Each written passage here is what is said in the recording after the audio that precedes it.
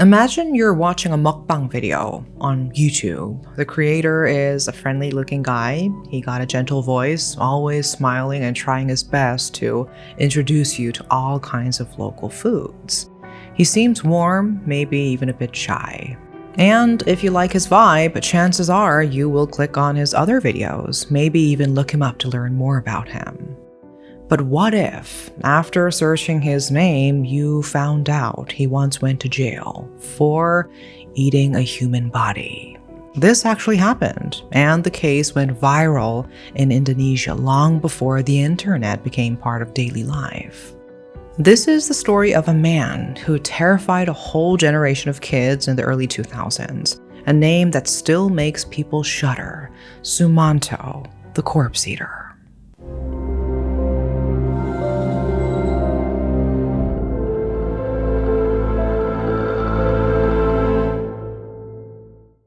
It all started on January 11th, 2003. The weather in Indonesia was unusually hot. Most people stayed indoors, trying to cool down with fans or iced tea. But in a quiet village in Purbalingga, something unthinkable happened. A grave, just buried 16 hours earlier, was found wide open, and the body inside gone. It was the grave of a woman named Mrs. Rina. Locals were terrified. They immediately called the police, and soon a trail of disturbed soil led them straight to a small, run-down hut made of bamboo. People crowded around. They started talking. Someone pointed and said, "That's her. Those are her bones." And sure enough, inside that little shack were what appeared to be human remains. Police arrived and arrested the man who lived there, Sumanto. As he was led away in handcuffs, the crowd stood in stunned silence. Someone asked the question everyone else was thinking: did he really eat her? Words spread like wildfire, even without social media. The story was everywhere, but then another twist. Mrs. Rina wasn't his only victim. So who was Sumanto? What drove him to commit something so disturbing? And why did this case leave such a lasting mark on the country? Sumanto was born on March 3rd, 1972 in Purbalingga, Central Java. He was the oldest of 5 siblings: Mulyati, Karyono, Mariati, and Mulyanto. His family was better off than most in the village. Their house was bigger, and as a kid, Sumanto could afford toys and clothes his neighbors couldn't. The family's wealth came from inherited land and property. He went to Pelumutan 1 Elementary School and was known among his classmates as Suman. Even back then, people noticed he was a bit odd, pulling pranks, acting strange sometimes, but he got decent grades and moved on. Sumanto's dream was to attend Kemangkon 1 Middle School, but his test scores didn't make the cut. Determined, he repeated 6th grade just to retake the entrance exam. The second time, he passed. His new school was 3 kilometers away. Every day, he walked there on foot, herded goats afterward, and collected weeds to feed them. In the evenings, he studied the Quran at the local mosque. With no TV, village life was simple. People looked forward to things like layar tancap, a traveling outdoor cinema, or traditional puppet shows called wayang. But life changed quickly. In middle school, his family's finances crumbled. First, they couldn't afford new clothes, then food. They sold their livestock, land, and even furniture to survive. Eventually, they had to move into a much smaller house, and in his 3rd year of middle school, Sumanto suddenly dropped out. No one knows exactly why, but most believe it was because of the financial pressure.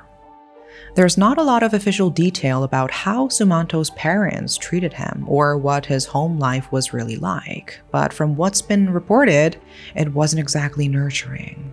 His family, like many in rural Indonesia, held on tightly to traditional beliefs. So if a child acted out or showed signs of mental distress, they didn't see it as something serious. They just said the kid was being naughty, nothing more.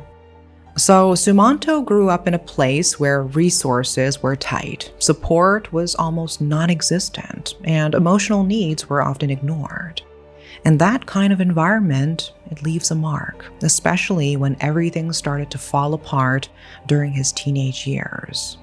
Studies show that kids who grow up in poverty and experience trauma or neglect are more likely to struggle with mental health as adults. Some develop aggression, others spiral into deviant behavior. For someone like Sumanto, who was already isolated, already struggling, that lack of care and understanding only made things worse. By the time he reached adulthood, Sumanto had already drifted far from whatever normal path he might have taken. While working in Lampung, he met a woman named Sutrima. They fell in love, got married, but it didn't last. After the wedding, something in Sumanto changed. He became violent, quick to anger. He started hitting her. That became the reason for their divorce. Not long after, in 1993, he married again, this time to a widow named Tugiem, a co-worker at a sugarcane factory. They had a daughter together named Titis Wahyu. But even with the family, things didn't get better. Sumanto would disappear for long periods, never saying where he went. And when he was home, he was abusive to his wife and to his daughter. The cycle repeated. Eventually, this marriage fell apart too. By 2003, Sumanto was back in his hometown of Purbalingga, living alone in a tiny house on the edge of the village. His financial situation was worse than ever. He couldn't even afford rice. Meat was completely out of reach. And maybe out of desperation, maybe something darker, he started to wonder what it would feel like to eat meat again, real meat. Then on January 11th, he heard a village announcement. An elderly woman had passed away. Her name was Mrs. Rina. She was 81 years old, and her burial would take place that day. That's when the thought crossed his mind. What if I took the body? What if I cooked it? He waited until the village cleared out. 16 hours after the burial, Sumanto went to the grave. He dug it up, pulled the body out, stuffed it into a bag, and brought it back to his house. What he did next is the stuff of nightmares. He cut the body into pieces. Some claimed he even removed her genitalia and turned it into a necklace. Then he cooked part of her flesh just like it was normal meat.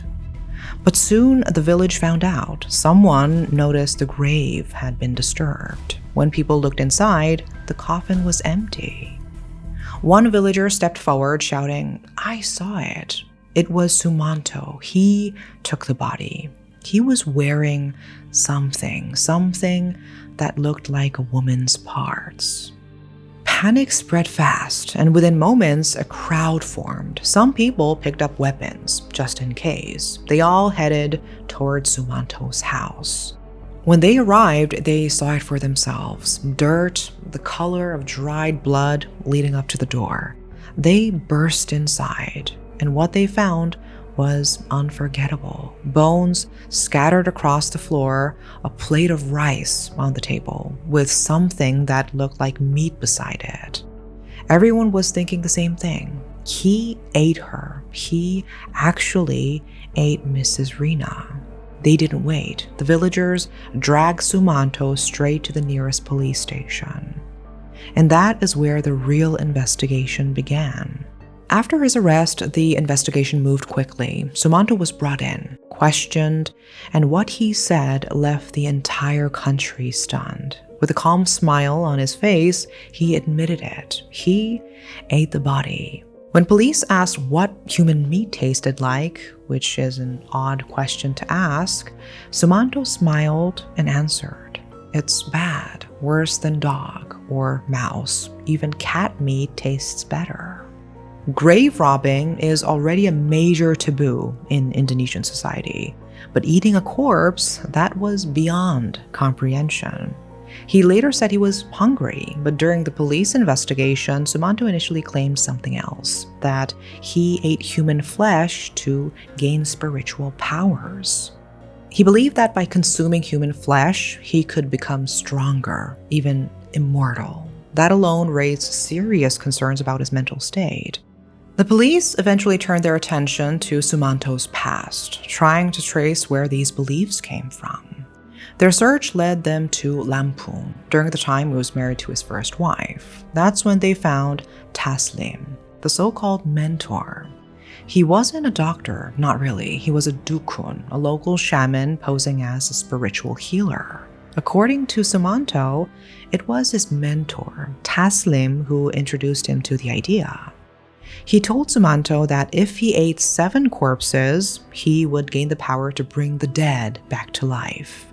And if he wanted even more power, he'd need to consume 21, maybe even 41 bodies. Sumanto decided to aim for 7. And as the investigation continued, police uncovered more bones inside Sumanto's house, some of them clearly not belonging to Mrs. Rina. A few were identified as female, while others couldn't be matched to any known victim. It was difficult to say exactly how many people might have been involved. They also found clothing belonging to a man named Mistam. He was a familiar face in the village, an elderly masseur who often visited people's homes for traditional treatments. People recalled that the last time anyone saw him, he was heading to Sumanto's house. After that, he was never seen again. Because of that, many suspected Sumanto had something to do with his disappearance. But the police couldn't find any physical evidence linking Miss Tam's disappearance directly to a crime. There were no remains confirmed to be his, no witness accounts, and no confession, just clothing, just assumptions. So while the suspicions were strong and the rumors widespread, Sumanto was never charged with murder. In fact, he wasn't convicted of killing anyone at all. To really understand what happened in Sumanto's case, it's important to look at where psychological issues and cultural beliefs overlap. In Indonesia, spirituality and traditional beliefs still play a big role in many communities. Even though the country is predominantly Muslim, belief in shamans, spirits, and supernatural forces still runs deep. In rural areas especially, the line between mental illness and traditional practices can be blurry. When someone talks about spiritual power or supernatural influence, it's not always dismissed, it's often believed. Sumanto said he ate human flesh to gain power, and to him, that belief felt real. But many experts believe there was more to it, something psychological. Growing up isolated, with little education and constant exposure to spiritual teachings, Sumanto may have developed a distorted view of the world. By the time he was on trial, his mental health had become one of the most debated aspects of the case. Legal experts, psychiatrists, even the public all questioned whether he should be seen as mentally unfit, or if he was simply someone whose beliefs had pushed him to do something horrific. Could his belief in spiritual forces be considered a mitigating factor? Or did that belief make him dangerous regardless? Psychiatrists were brought in to evaluate him. Some believed he had a serious mental disorder, possibly schizophrenia or another form of psychosis that made it hard for him to distinguish fantasy from reality. Eventually, his lawyer presented a diagnosis from the police psychiatric department dated January 22nd, confirming that Sumanto did have a mental health condition. Based on that, the defense argued that he couldn't be fully responsible for what he had done. His lawyers also argued that Sumanto hadn't actually killed anyone, that he was mentally unstable and had simply stolen a corpse.